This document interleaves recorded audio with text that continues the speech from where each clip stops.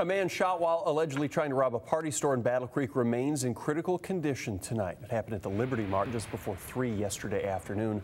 Police say 28-year-old Michael Hanyust came in with a knife and demanded money from a store clerk. That clerk then pulled a gun and shot Hanyust in the head. Witnesses who work near the Liberty Mart say they've never seen anything like this before. Not very common at all. That's why I was really shocked. I mean, I don't see that very often. I work here every day, Monday through Friday during the days. I don't see anything like this. It's not that bad of a neighborhood. A team from the police crime lab spent hours inside the store looking for evidence. Police say the clerk who pulled the trigger has not been charged with any crime. The case is still under investigation. Nobody else was hurt in the shooting. State Rep Brandon Dillon urging the Kent County prosecutor to drop his restraining order and allow the decriminalization of marijuana in Grand Rapids. Dillon, who represents the 75th District, issued a statement addressing County Prosecutor William Forsyth, and in it expressed disappointment in the move to block the decriminalization and urged Forsyth to listen to the voters and focus on violent crime rather than marijuana. Last month, voters in Grand Rapids passed a charter amendment that would make marijuana possession a civil infraction similar to a traffic ticket. Most city commissioners and Mayor George Hartwell supported the amendment, which Forsyth says is illegal because it makes city laws more lenient than those of the state and prohibits police from reporting violations to the prosecutor's office.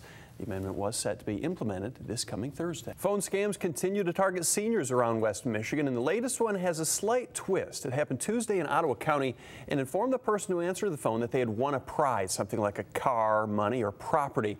However, the caller said that a prepaid card needed to be purchased in order for the prize to be processed and then delivered to the victim's home. You are reminded to be wary whenever somebody calls asking for money or credit card information over the phone. Supporters of legalized marijuana planning a protest at the Kent County Prosecutor's Office tomorrow. That's the day decriminalization of pot was supposed to begin in the city of Grand Rapids. Voters in the city last month approved a measure that would make possession of pot a civil infraction similar to a parking ticket. However, on Monday of this week, County Prosecutor William Forsyth filed a motion to block its implementation.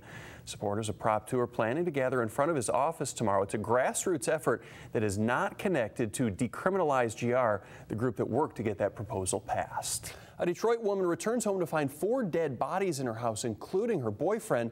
Now, just days after the murders, the place has burned down. On Tuesday night, 28-year-old Juliana Kabat came home after her shift as a dancer to find the bodies of a teenage boy, 2 women, and her boyfriend. All had been shot. Kabat, who'd only been renting a room at the house since the previous weekend, said, quote, "There was blood everywhere." Then less than 24 hours later, the place was severely damaged in what officials say is a suspicious fire that started in several spots. There's no motive yet for the murders.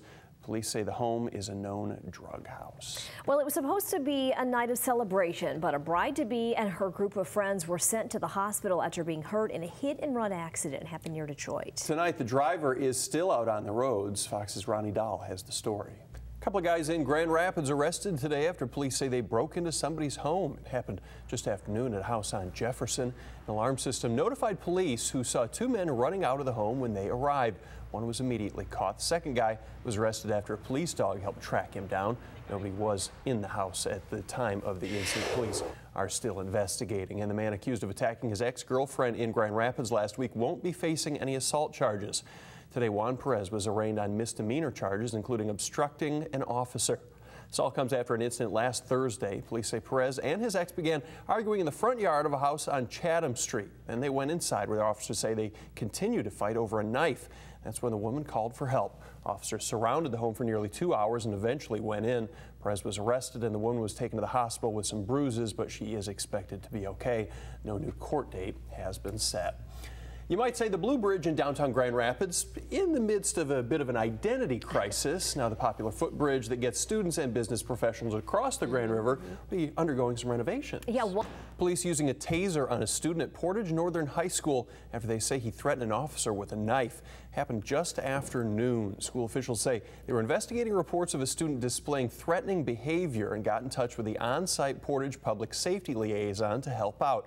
Investigators say when the officer came to assist, the 17-year-old threatened them with a knife. The officer responded by tasing the student and arresting him for felonious assault and assault on a police officer. Nobody was hurt during all of this. The school says they're continuing to work with Portage Public Safety during the investigation.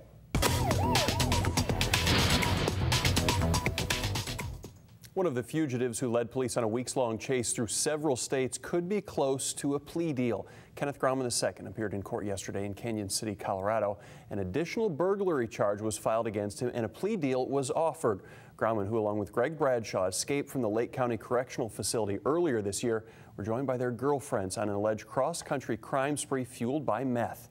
He'd originally been charged with 4 felonies and a misdemeanor. Grauman will be back in court to Fighting between government troops and rebels in Syria has been constant since March of last year. Bombing occurs almost daily, and today, a chilling warning from Syria's government.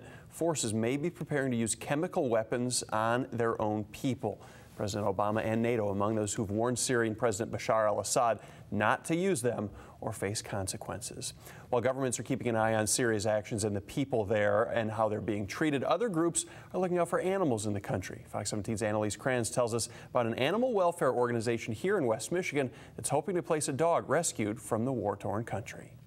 Mind my own business. Well, I'm toast. How about that one? Doesn't she look great? Oh, that's a great picture of her. 116. Can't even imagine. 3 centuries she lived in. All 4 kids are still alive, and as I said, the one son that was quoted was 77. Some good genes. What do you think is a good age to, I mean, like 75 would be good, right?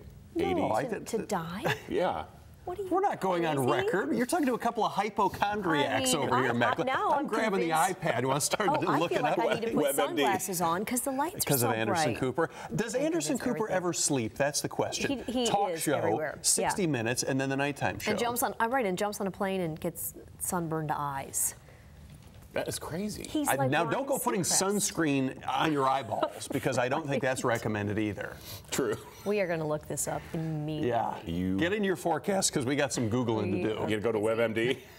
Right Oh, we away. have sites that are much more sinister than that to scare us. Oh, great, great. Well, let's show you.